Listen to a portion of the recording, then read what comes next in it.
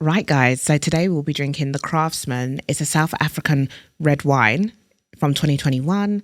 It's a Merlot. So grab a glass and come and drink with us. I'm going to pour a glass. Let's get the pod started. Yeah, absolutely. I love me some red. Absolutely.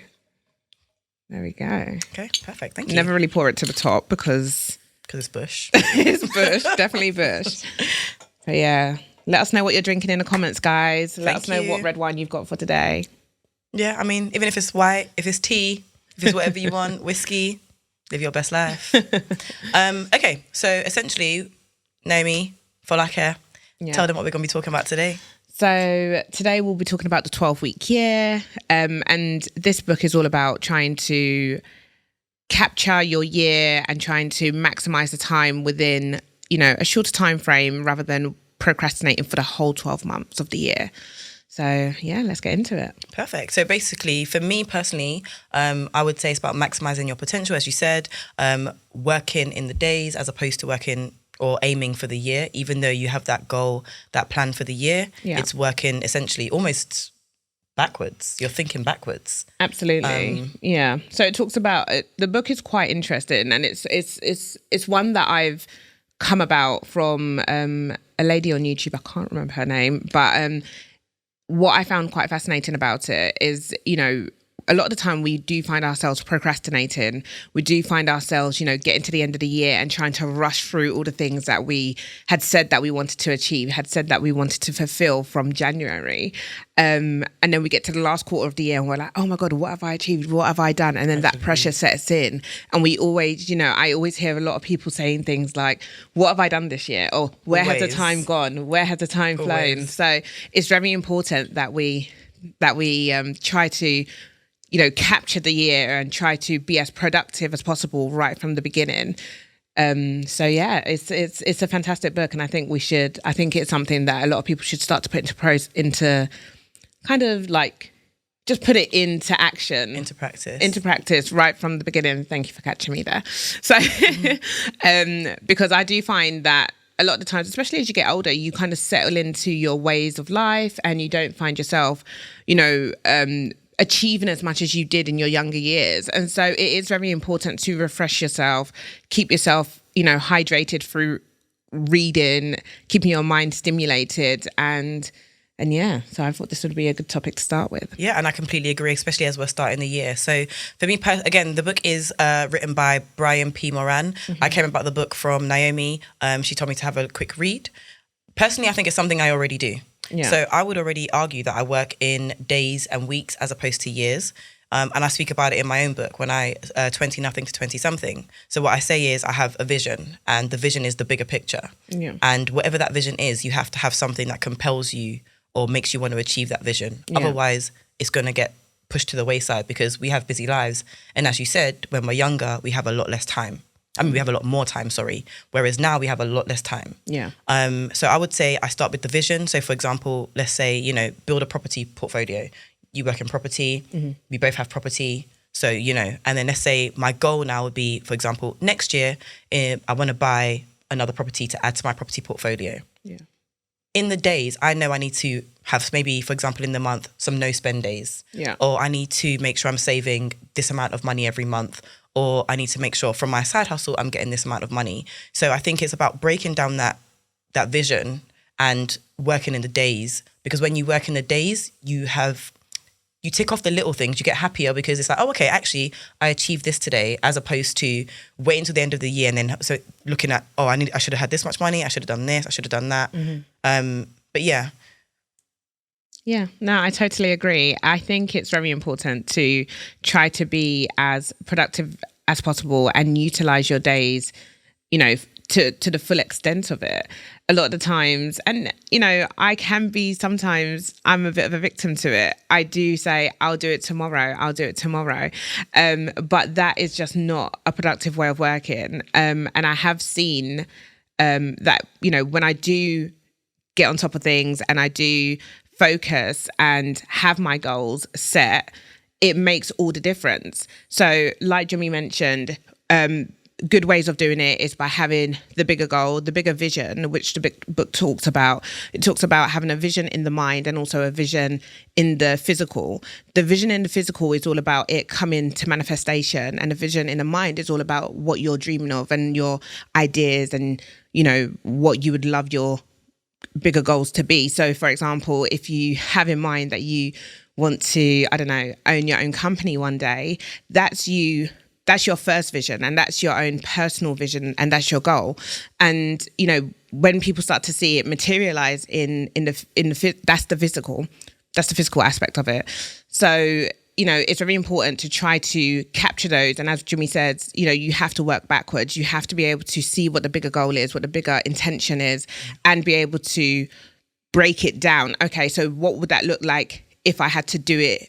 You know, if I was working on it on a daily basis, in a weekly basis, in a monthly basis, what do I want to see myself achieve on a weekly basis to ensure that I'm able to meet my goals by the month? And so it's very important that you continue to work towards those things.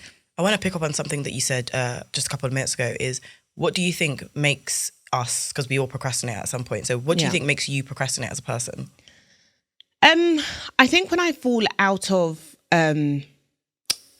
I think when things change in my life. So, for example, if I get a new job and my commute changes, or, you know, I'm going into work more days in a week, those kind of things do have an impact on, you know, my productivity, because I tend to fall out of sync with, you know, what I've set up. So, for example, I used to work in a job that I started a lot later in and was closer to home at the time. And it enabled me to have more time to, you know, I was able to sleep for a longer period of time, but it also meant that I had a bit more time in the morning to be able to go to the gym, you know. And then when I moved, you know, the gym became a lot further.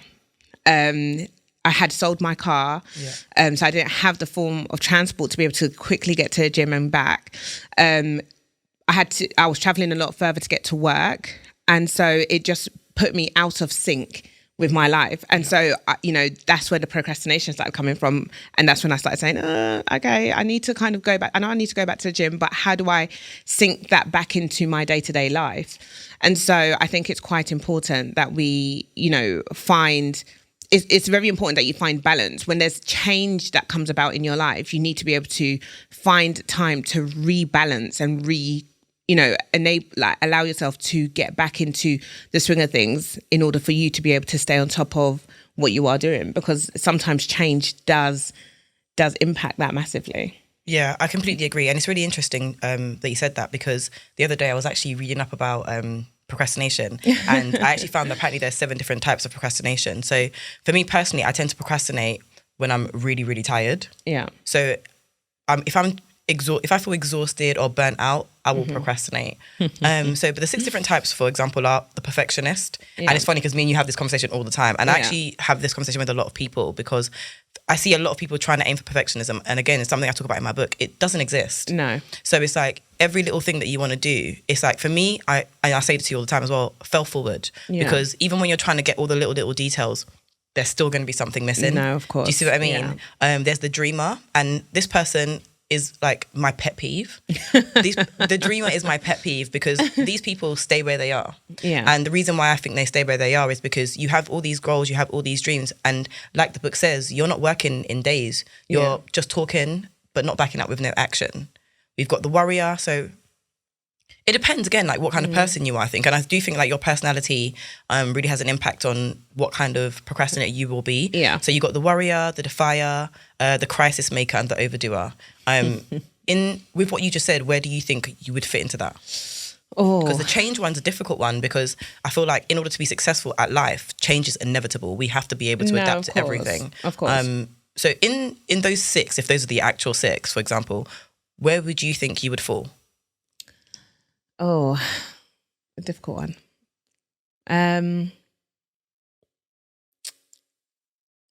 God. Because I think you balance me out. So, for example, I don't think I actually fall into any of those categories, if that makes sense. So, which is interesting. Yeah. I feel like I'll be like, yeah, let's do it. But you be like, Jimmy, did you think about this? Did you think about this? Do you see what I mean? Yeah, no, of course. So it balances me out per se, if you get what I mean. So I don't think I fall into any of those categories, but I still find times where I am procrastinating. Yeah, no, I do feel like perfectionism is probably one of my issues. I do feel like I always do want to make sure things look a certain way, in order for it to, be put out, and it still is never really perfect, which is the the irony of it all. But I always want to make sure I've done enough research into something, looked into something, and compared it to other things. And so sometimes that could also cause a bit of a delay on my end. But I do feel kind of like you mentioned earlier, Failing Forward. There's another book that is called Failing Forward. I can't remember. I've not read that one. Yeah, it's quite a good one. I can't remember the name of the author, so we'll make sure we link it in the description. But this book, Failing Forward, it's a book that one of my friends recommended, because I am someone who is so much on, making sure that things are all perfect in order for me to be able to deliver it to the masses. And so, but the concept of failing forward, and the more, and there's a lot of conversations that I've heard from CEOs who talk about their failures to success. And, the failures do teach you a lot on your journey, and the failures are the life lessons. They're the things that teach you and that expose you to a lot of things. And when I've done events in the past, I was finding that, oh gosh, this has happened. Okay, we'll make sure we don't do that next time. And those are the things that did help try to bring it to a good standard. But then when I want to take it to another level, I do find that sometimes, you just, it affects you, because you do start to procrastinate, because you do start to think, right, how do I get there? And that fear holds you back a little bit. So, but I can't believe you do not have anyone, you don't relate to any of those on the list. I'm definitely not a perfectionist. I don't, you know this about me anyway. I don't believe in perfectionism at all. So and I feel like the perfectionism and the overdoer they're very linked. Yeah. If that makes sense. So for me, I'm not in between. I don't think I'm in between, because I think, I don't know, maybe in previous roles and my current role. So being a teacher previously, you're constantly criticised, and that's how your lessons improve. So I understand there's no such thing as perfectionism, because we have to go into other people's lessons, observe those lessons. People come and observe your lessons. And even if your lesson was perfect, they're going to find something to tell you to improve on. Yeah. So I think for me, that when I was teaching, I was very young. Fine. So I think I learned from that perfectionism doesn't really exist. And even if it does, they're going to find something about it anyway. And I think that's what's really helped me in my career.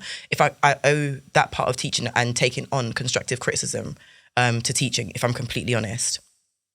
Worrying and overthinking, I think they're also very linked. And where naturally my personality is not an overthinker, like I said, I'll be like, oh yeah, let's do it. You know me, I'm like, yeah, let's do it. Let's try it. Because I just accept that if it doesn't work, it doesn't work. Yeah. But again, that's probably my own personal life experiences. I've tried so many things that haven't worked for me. And I'm like, that just wasn't for me. Yeah. Where somebody else would be like, oh my God, I failed. Yeah, you failed. Okay, that's great. But what did you take from that? You see what I mean? And when you took the lessons from that, that's probably going to be better in something else and better in something else. And then the more you do it, you see what I mean? And then the crisis maker, I don't really know the crisis maker, again, that's a fear thing. You see what I mean? It's like, feel the fear and do it anyway. So have you ever tried to put out a product or do something? For example, you've got, Jummy's amazing. She's got a lot of things going on for herself. But when you first, for example, put your book together, did you ever feel worried that people were going to get an insight into your life that you weren't ready to share? Absolutely. That's a really, really, really, really, really, really, really good question. Because I wrote that book 3 times. Yeah. So again, a lot of people don't know, but I started writing that book when I was 23. Yeah. And the book only came out when I was 29 because I rewrote it so many times. And when I first started writing it, there was a lot about myself that I shared. And then I thought, when I reviewed it, I was like, actually, there's no lessons in this. This is me explaining my life to you. And then you trying to figure out what the lessons were. Yeah. But that's not what it was about. I wanted to be very clear, very, very concise, and the lesson. So was I worried about what people think? People are always going to think something. Yeah. Do you know what I mean? Some people are going to like you. Some people are going to not. Some people are going to think you're pretty. Some people are going to think you're not. It just is what it is. Yeah, no, the same way I think some people are beautiful and I think others are not. Yeah. So I just think, no, I don't really worry about judgment too much. Obviously I want to make sure that I'm trying to inspire people, help people, but I understand that regardless, there's of what you do, people are going to talk anyway. And even if it's good, you see what I mean? And the same goes for musicians and all types of jobs. Yeah. They're going to get the good, they're going to get the bad, and that is life. We have to be able to adapt to that. So yeah, I don't really yeah, it's not something I really think about. But then again, I don't know if that's also a character flaw. If that's a character flaw on my part. Well, I mean, to be fair, just to go back to the procrastination, did you notice how you said that you started it at 23 and then finished at 29? Even though you had to rewrite it, but then the rewriting probably comes from the overthinking aspect of it. Maybe. And maybe. It's a good point. So 23, the reason why I think I was too young. Yeah. I didn't have enough experience to talk to people in my sense. Yeah. So when I started writing the book, it was coming from a different place. Yeah. And then what happened was I'd moved country. I'd lived alone. Well, I've lived alone for a very long time, but I'd moved country. I didn't have no family in that country. I made friends that became family. I learned a lot from my friends in Dubai. I had 3 really, really good friends, and they're all older than me. Yeah. And in all honesty, they taught me a lot. Yeah. So I think that's what happened. And then I'm like, oh, actually, now I can figure out. Yeah. And also when I was in Dubai, I was doing exams at the same time. So I was a teacher. I was doing project management foundation, project management practitioner, and ITIL exams. So even though there was some form of procrastination, it's because I was doing other things and that wasn't a priority anymore. So do you feel that there could be some good procrastination? Yeah, I do think there could be some good procrastination. Because is it procrastination or is it reflection? I don't know, you tell me. Yeah, I don't know, is it procrastination or is it reflection? Yeah. Because at the end of the day, we have to reflect to see what's going to be the best fit for something. Yeah. So even if we put things off, or is it prioritization? That's the thing. Because as I get older, things become more priority. I realize I don't have as much time because of what we do for a living, our side jobs, our side hustles, friendships, maintaining family relationships, things like that. So for me, it's about priorities. Yeah. But I'm going to bring it back just because I feel like we're talking a lot about procrastination, but we need to go kind of back to the 12-week year and how we're going to go forward with it. Well, to be fair, it also does reference aspects of prioritizing. Yeah. And I think one thing that's quite important is that sometimes as, a dreamer or somebody who is trying to achieve goals,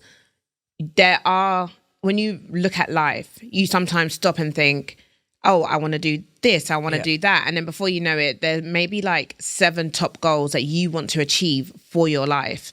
And so you then do need to reflect on that and think, okay, if I wanted to prioritize it, what are the things that are the most important to me? So for example, if say I was looking at trying to lose weight, trying to release my book, trying to create a drink line, trying to have do my PhD and so forth, then you do still need to be able to prioritize your goals and focus on the ones that you do want to achieve. Sometimes when you overdo it and you try to achieve all your goals at one time, it can be very overwhelming and you end up, tripping over yourself a lot, or you don't end up achieving the goals to the fullest potential. And so it is very important to know how to prioritize and to focus on the goals that mean the most to you. And then you can bring in the other goals. You can start looping in the other ones as time goes on. Jimmy, tell us about some of your goals for 2023. Some of my goals for 2023. So what are my main things? I think 3 main things actually, maybe 2 or 3 main things. So the first one is I want to buy another property. I want to add to my property portfolio. And I know that's going to require a lot of work because, as you know, I like to fly out. Of course. I like a little holiday. Of course. But what that means for me next year is I'm not going to be able to, or this year even, I'm not going to be able to go on holiday as much. Yeah. So I'm going to have a more no-spend days because when I go into the office, listen, I'm going to get me a Black Sheep coffee and I'm going to get me an egg salad sandwich on the way to work. Do you really like Black Sheep? I love Black Sheep. And do you know what it is? I'm a Starbucks girl all day. Fair enough. I get it. But do you know what the thing with Black Sheep is? It's unique. So you know how they use different coffee beans and that's why they're called Black Sheep? I kind of like the whole concept. Okay. It still don't taste good. But yeah, go on. It does. It doesn't. But then, I don't know, because do you know what it is? I have black coffees or like soy flat whites or almond flat whites and everyone's like, do you not put sugar? So maybe they all taste the same to me. Yeah. But no, different coffees definitely taste different. But I love Black 100%. Sheep. Starbucks is good coffee, to be fair. Love it. I have my own issues with Starbucks, though. We're going to talk about that off camera. So that's one of them. My second one is I really want to work on myself. I want to I really want to take time and continue to work on myself as a person. And I think that's definitely one of them. I feel like that's that's always going to be one of my goals every single year. Yeah. How can I improve? Whether that's going to be going to therapy, whether that's going to be going to church, whether that's going to be, for example, donating more to charity, but maybe like doing more things that I find more fulfilling. So I do a lot of like this year, I feel like I've done a lot of helping other people, for example, get into roles, jobs, helping a lot with, what's it called? How do I explain it? Like fitness things, weight gain, weight loss kind of journeys. So I've done a lot of helping other people in that. So I also want to do the same thing kind of for myself. That's good. So yeah, that's definitely one thing. I also have a candle brand, which you're obviously very aware of, and I really want to expand that and make that a lot better. So this year, I kind of started it. So in the whole, you know, doing things by yourself, date yourself time, I took myself to a candle making class. Yeah, absolutely loved it. Yeah. Came home, I bought a candle making kit from the class I went to, and started that way. And then I've just been making candles, making wax melts, and it's been actually doing like quite well this year. Amazing. But I know that I could take it to a whole nother level. So I think for me, next year, I'm definitely going to be putting that into practice. Well, this year, I'm going to definitely be putting that into practice. So yeah, those are the three main things I've kind of got on my list right now. I want to also build like a more secure emergency fund. Obviously, we know we're going into a recession. We don't really know. I'm not in finance. I work in fintech, but I'm not a finance professional, if that makes sense. So build a more secure emergency fund. And I think those are the kind of goals. And when I think about it in the whole concept of the 12-week year, again, like I said earlier, the vision is to build a property portfolio. The goal is to buy another property in 2023. The daily steps or the action plan is no spend days, saving more money. If you know what I mean, it's, you know, maybe speaking to, reading more about property or talking to you more, for example, that you work in property. Do you see what I mean? But those kind of things are my daily actions. And I know that I need to work in those days. Otherwise, those goals are not going to be achieved. Absolutely. And one thing as well that I always talk about is I feel like when you have a goal, it has to have a deadline. So if I say to myself, I want to buy another property by October 30th, 2023, I need to be able to just make sure that I'm working towards that. Because sometimes when you say, okay, this is the vision, it has no end goal. Like you said, you procrastinate forever. Exactly. Now, you touched on some really good points, and your goals for 2023 and beyond are just really, really amazing. So well done. But it's quite important. When you look at your goals, sometimes you can look at how some goals can actually support other goals. Okay. So, for example, you want to try to buy another property next year. If you focus, one of your goals is to focus more on your candles, which are doing amazing, and they smell divine, guys, honestly. You can actually utilize, if you put more energy into the sales of your candles, that money you make from your candles could be what finances the second goal, which is to buy the property. So, you know, these kind of things, you can use goals to support other goals. That's a very, very important, you know, thing to know, and something you can align. So when you're looking at your goals for your year and beyond, you can actually try to look at goals that marry up with each other and that can finance and support other goals. So that's something I'd probably say. Okay. And so going forward, for example, so how are we gonna, because there's certain things people use. So there's a guy at my workplace, he uses an app called Stride. And I wasn't even aware of this app. And you've also spoken to me about an app called Notion. Those are not things that I've actually fully used. But when he was, like the guy at work was showing me Stride, shout out Frank, by the way. When he was showing me Stride, I was like, oh, okay, this is actually really interesting. And what happens is you put in kind of like your tracker. And then every day it tells you how long you've been doing that streak for. So for example, because I love coffee and I'm going to work 3 days a week in the office. Now I could be like, no buying coffees on Monday, Wednesday, and Friday. I'm definitely buying coffee on Friday, but Monday, Wednesday, and Thursday. You know what I mean? But it keeps your streak for you, and it shows you how long you're doing that for.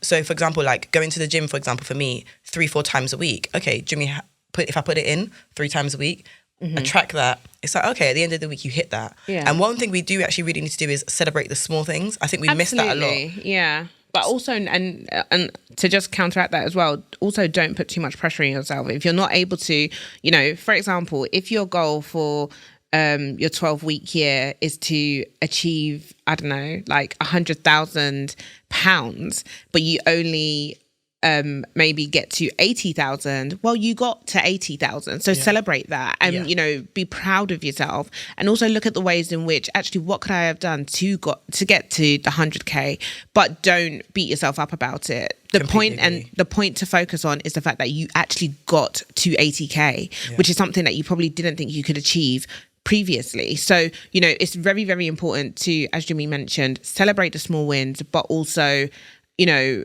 don't beat yourself up about it if you don't get to exactly the goal that you have set, because the most important thing is that you're not procrastinating and you're actually making a difference. Yeah, I find that I do that a lot with the gym. Yeah. Actually. So like, for example, I really enjoy the gym, but 2 weeks ago I was really sick. Okay. Do you see what I mean? Yeah. So I was like, Jimmy, you should really be in the gym now. You know, I'm like, Jimmy, you should really be in the gym. These times I was bedbound.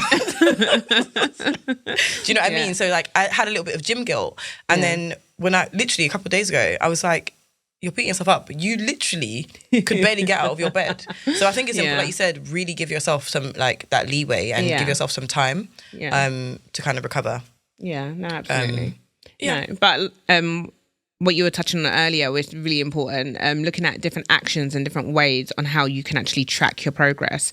So you mentioned that I actually spoke about Notion, which is very true. And Notion is a very good app, and it's one that I've found to be very useful. You can download it. It's free.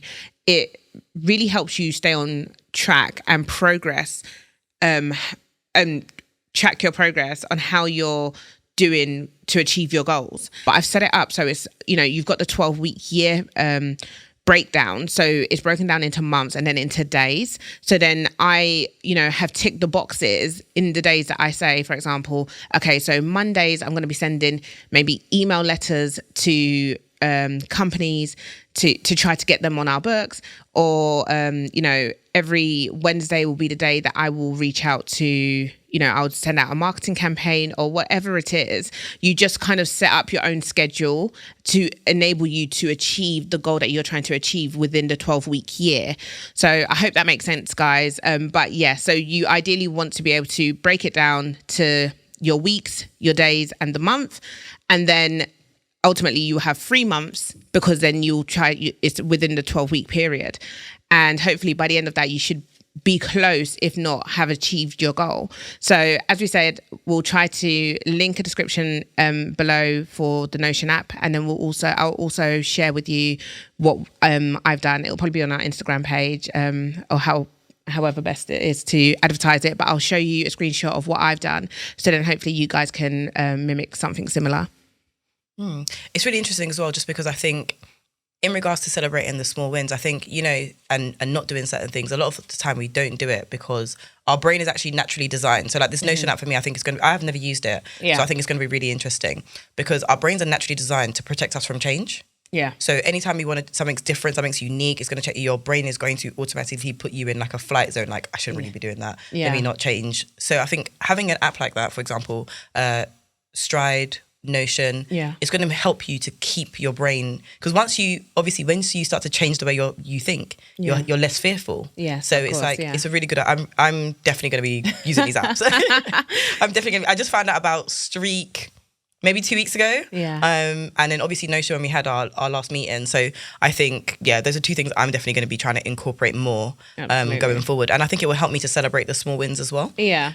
Because most of the time, it's really interesting. I just find that, you know, when you hit a big goal, you celebrate for like 10 minutes and you're like, oh my God, I did this. And then it's like, oh, okay, it's done now. Yeah. Do you see what I mean? So it's like, actually, I found for me personally, and I wonder if it's the same for other people, and I'd love to know, but actually it's the journey I enjoy the most. Yeah. When I get to the goal, I'm like, okay, that was great. It's like when I wrote my book, I was like, this is actually great. Like, but actually what I learned from writing the book is so much more important. The learning aspect of getting to your goal, that is something that's just beyond. Like, it's so amazing when you're on a journey. Like, my mum used to say to me, like, you know, if you don't have anything worth, by the way. Yeah, she's filled with wisdom. She's honestly amazing. My mum's absolutely the queen. But you know, if you don't have anything worth waking up for, it will be very hard to wake up every morning. And you know, when she told me that, it really resonated because if you don't have, a lot of people go to work and they don't enjoy what they do, they hate their job. And, having to know that you have to get up every morning to go to that can be quite depressing and can really trigger a lot of, depression for a lot of people or anxiety.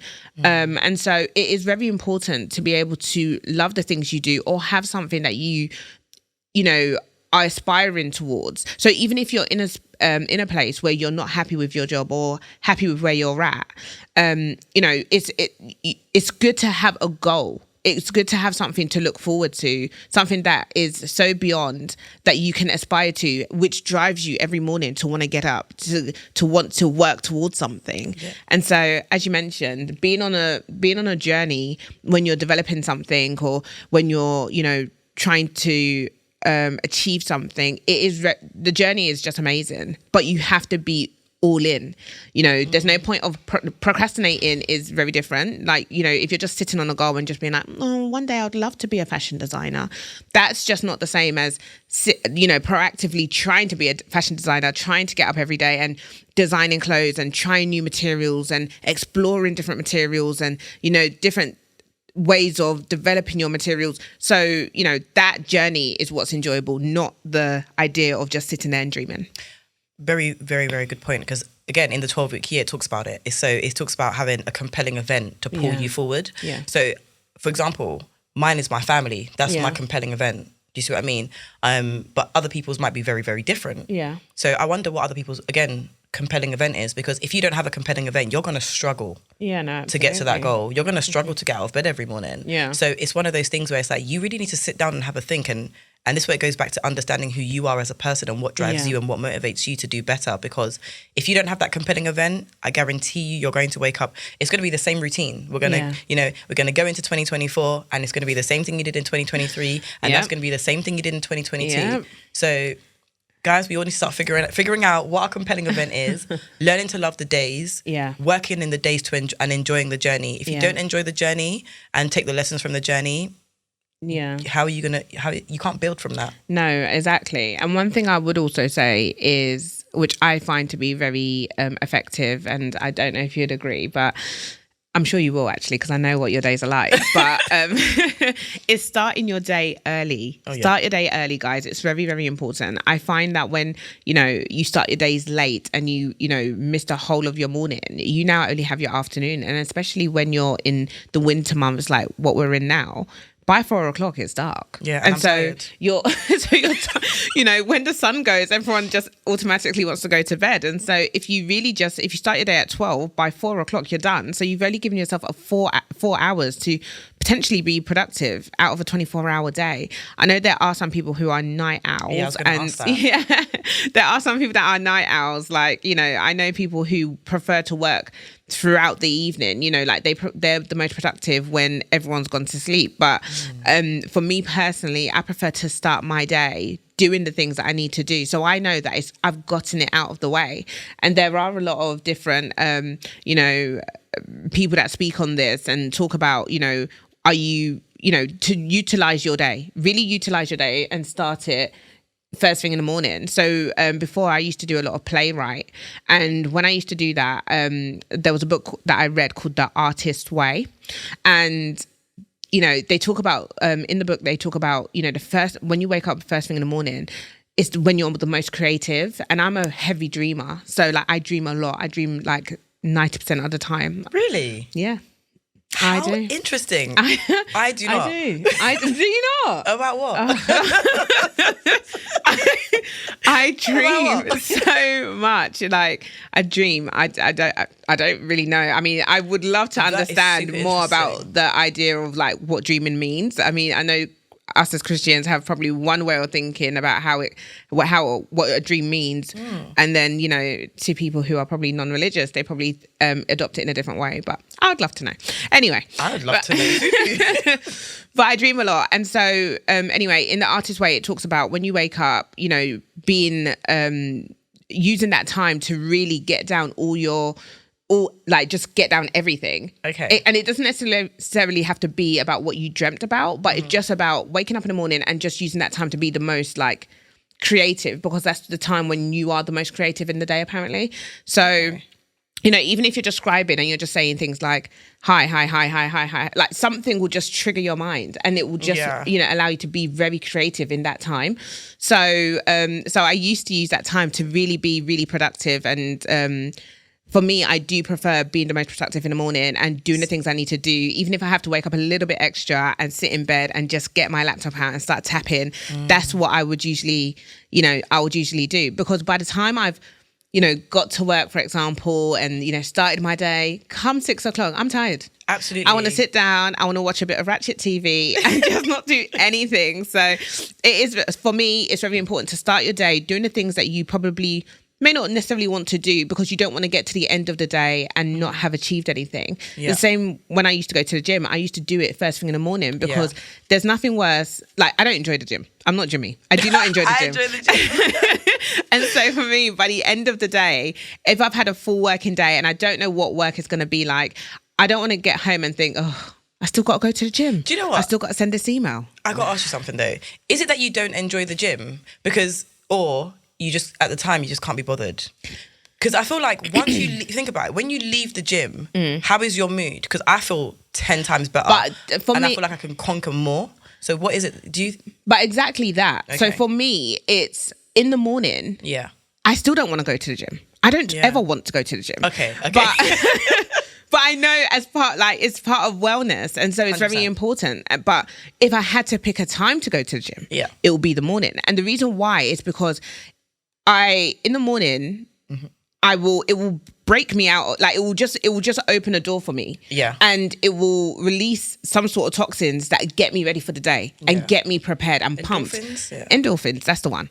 So, you know, by the time I've left the gym, I'm ready for work. I'm ready for whatever you're going to throw at me. Yeah. But to do it at the end of the day, I have no energy. I don't want to reboot myself and give myself energy in the evening. I want to, that's my downtime. I want to wind down. And so I don't have the energy or the desire to go to the gym at that point. But you know what, that's really, this is perfect, because that means you understand, but this means you understand yourself. Yeah. And this is what I'm saying, because some people will love going to the gym in the evening because it's their wind down. They've had a stressful day and they take it out on the gym. Do you see what I mean? Yeah. But understanding yourself is extremely important. I'm a morning person. So I'm going to go to the gym in the morning, because no matter what happens at work that day, I'm going to be in a good mood. You see what I mean? So it's like, I go into work, I enjoy my job, I enjoy my day, I go home, I'm like, what am I eating for dinner tonight? Sometimes I might be ordering some suya. Yeah, Sometimes how many times have I ordered suya this last week? Every week, this girl's messaging me saying, oh, this day, I'm doing this today, and I'm going to get some suya. Absolutely, like, because I need to look forward to something at the end of my day. But again, I might go home and I might cook something completely healthy, but most of the time I will meal prep on Sunday, because I know my week is busy. Yeah, 100%. You see what I mean? So when I'm ordering suya, that's just me being a little bit greedy. I'm just ginger myself small. Exactly. Yeah, no, I hear that. But yeah, so it's interesting. So going forward, in the whole idea of the 12-week year, what actions, what tips are we giving everyone to kind of wrap it up, and how are we gonna, what knowledge are we giving them? What are we saying? So we've said 2 already: Notion, Stride, 2 useful apps, having a vision, having the goal, and then the plan. And what else have we said? Find a compelling event.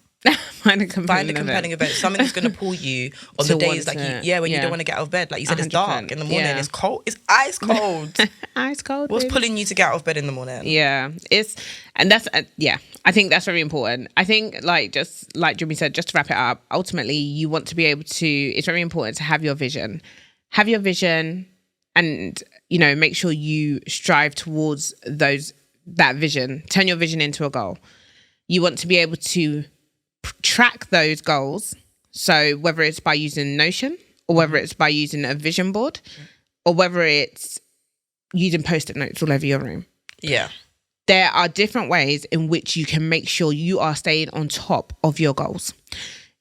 And the emphasis on this is just to make sure that you are not waiting until December 31st to, complete your goals.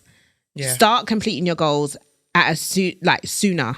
It's very important to try to achieve things, and not wait till the end of the year. It's very important to try to maximize the year and try to do it within 12 weeks. So basically start now or stay average.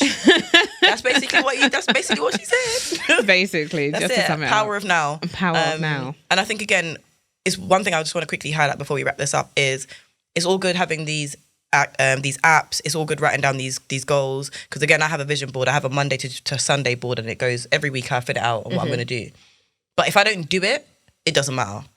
So everything's about action. Yeah. Everything's got to be done, basically. So give yourself tasks that you can actually do. Yeah. Break them down into much smaller tasks that you can actually achieve. Exactly.